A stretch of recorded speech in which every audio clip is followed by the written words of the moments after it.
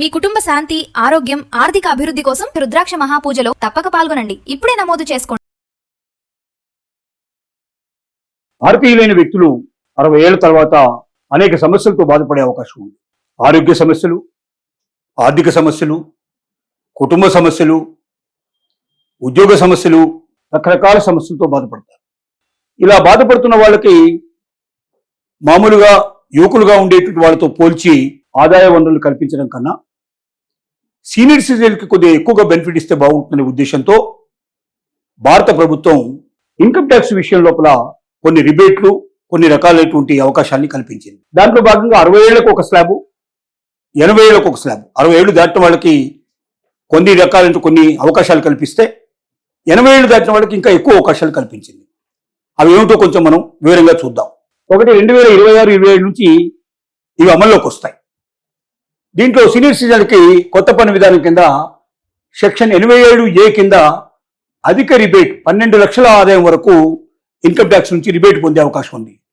అది ఎలాగా అంటే దాంట్లో కొన్ని ప్రత్యేకంగా ప్రభుత్వం చెప్పిన వాటిల్లో ఇన్వెస్ట్ చేసినట్టయితే ఆటోమేటిక్గా 12 లక్షల రూపాయల వరకు మనకు ఆదాయం ఉన్నప్పటికీ ₹1 ఇన్కమ్ ట్యాక్స్ కట్టాల్సిన అవసరం లేకుండా మనం ఎగ్జంప్షన్ పొందే అవకాశాలు ఉన్నాయి.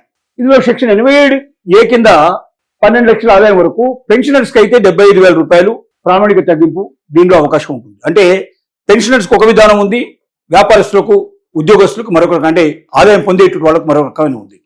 పెన్షన్ ఏదైతే ఉందో అది ఆల్రెడీ ప్రభుత్వం దాని లోపల మ్యాక్సిమంగా తగ్గించే ఇస్తుంది కాబట్టి ₹75,000 వరకు వాళ్ళు ఆదా చేయొచ్చు. ప్రతి నెల వాళ్ళకు ₹1,00,000 వస్తే దాంట్లో ₹75,000 వరకు వాళ్ళు ఆదా చేసుకోవడానికి అవకాశాలు ఉన్నాయి. అది ఎట్లా ఆదా చేసుకోవచ్చో ఆ వివరాలు తర్వాత మనకు తెలుస్తాయి.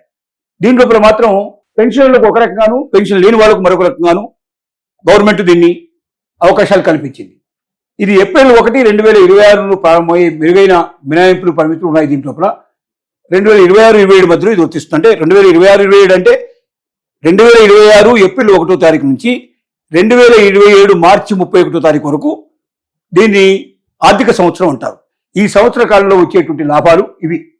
వయోవృద్ధులు అంటే 60 నుంచి 80 సంవత్సరాల వయసులో వాళ్ళకి కీలక పన్నుల విషయంలో రాయితీలు ఇస్తున్నారని చూస్తే అధిక రాయితీ సెక్షన్ 87A కింద కొత్త పన్ను విధానంలో సీనియర్ సిటిజన్లకు ఇచ్చే పన్ను రాయితీని 12 లక్షల వరకు పన్ను మినహాయింపు పరిధిలోకి తీసుకొచ్చారు. దీని ద్వారా ₹60,000 ఉపశమనం లభిస్తుంది. దీంట్లో 12 లక్షల వరకు కూడా మీరు ఇన్కమ్ ట్యాక్స్ రిబేట్ పొందే అవకాశం ఉంది. ₹60,000 దాకా కూడా పూర్తిగా కట్టాల్సిన అవసరం లేకుండా కూడా మీరు బయటపడే అవకాశాలు కూడా ఉన్నాయి. ప్రామాణిక తగ్గింపు అంటే పింఛన్దారులు మరియు కుటుంబ పింఛన్దారులు తమ పరిధిలోకి వచ్చేటువంటి పింఛన్ ఆదాయం నుండి 75,000 వరకు ప్రామాణికంగా తగ్గించుకునే అవకాశాలు ఉన్నాయి. అంటే పెన్షన్ సంబంధించిన వాళ్ళు, అంటే పెన్షనర్లకు వేరే రకమైన స్కీము అమలు చేస్తుంది, పెన్షన్ లేని వాళ్ళకి ఇంకో స్కీమ్ అమలు చేస్తుంది. పెన్షన్ లేని వాళ్ళు తమకు వచ్చే ఆదాయంలో 12 లక్షల వరకు కూడా మినహాయించుకునే అవకాశాలు ఉన్నాయి. కానీ పెన్షన్ వచ్చేటువంటి వాళ్ళకి అంత ఆదాయం రాదు కాబట్టి ₹1,00,000 మ్యాక్సిమం ఉంటే ₹1,50,000 ఉంటుంది, అంతకన్నా ఎక్కువ ఉండదు. దాంట్లో 75,000 వరకు మినహాయించుకునే అవకాశం దీంట్లో ఛాన్సెస్ ఇచ్చారు. ఇక మినహాయింపు పరిమితి ఏమిటి? పాత విధానంలో 60 నుంచి 79 ఏళ్ల వారికి 3 లక్షలు మరియు 80 ఏళ్ళు పైబడిన వారికి 5 లక్షల వరకు మినహాయింపు కొనసాగుతుండగా కొత్త పన్ను విధానంలో అసెస్మెంట్ సంవత్సరంలో ఈ పన్నును 3 లక్షల నుండి 4 లక్షలకు పెంచారు. అంటే ఏంటి ఇక్కడ జరిగేది? పాత పన్ను విధానంలో ఏముంది మనకంటే 60 నుంచి 79 సంవత్సరాల మధ్యలో ఉండేటువంటి వాళ్ళకి 3 లక్షల వరకు వారు ₹1 ఇన్కమ్ ట్యాక్స్ కట్టాల్సిన అవసరం లేదు. 3 లక్షల ఆదాయం వచ్చినా ₹1 కట్టాల్సిన అవసరం లేదు. అలాగే 80 ఏళ్ళు పైబడ్డ వాళ్ళకైతే 5 లక్షల వరకు కూడా వాళ్ళు ₹1 కట్టాల్సిన అవసరం లేదు. కానీ కొత్త విధానంలో ఏం చేశారంటే ప్రాథమిక మినహాయింపు నుంచి 3 లక్షల నుంచి 4 లక్షల వరకు పెంచారు దీన్ని. అంటే అంతకుముందు 3 లక్షలు ఉన్నదాన్ని ఇప్పుడు 4 లక్షలు చేశారు. అలాగే 5 లక్షలు ఉన్నదాన్ని కూడా పెంచారు. ఎందుకంటే పాత విధానానికి కొత్త విధానానికి మధ్యలో తేడా తీసుకొచ్చారు, కొంత పెంపుదల తీస్తారు. ఎందుకంటే ఖర్చు పెరిగిపోతుంది, ఇంకా ఆదాయం అయితే పెరగదు, సీనియర్ సిటిజన్కి ముఖ్యంగా ఆరోగ్య పరిస్థితులు దెబ్బతింటాయి. కాబట్టి అలాంటి వాళ్ళని దృష్టిలో పెట్టుకొని ఈ రకమైనటువంటి రాయితీలు, లాభాలు కలిగించారు. వైద్య తగ్గింపులు సీనియర్ సిటిజన్ సెక్షన్ 80D కింద కొత్త ఆరోగ్య బీమా వైద్య ఖర్చుల కోసం 50,000 వరకు క్లెయిమ్ తగ్గించుకునేందుకు అవకాశం ఉంది.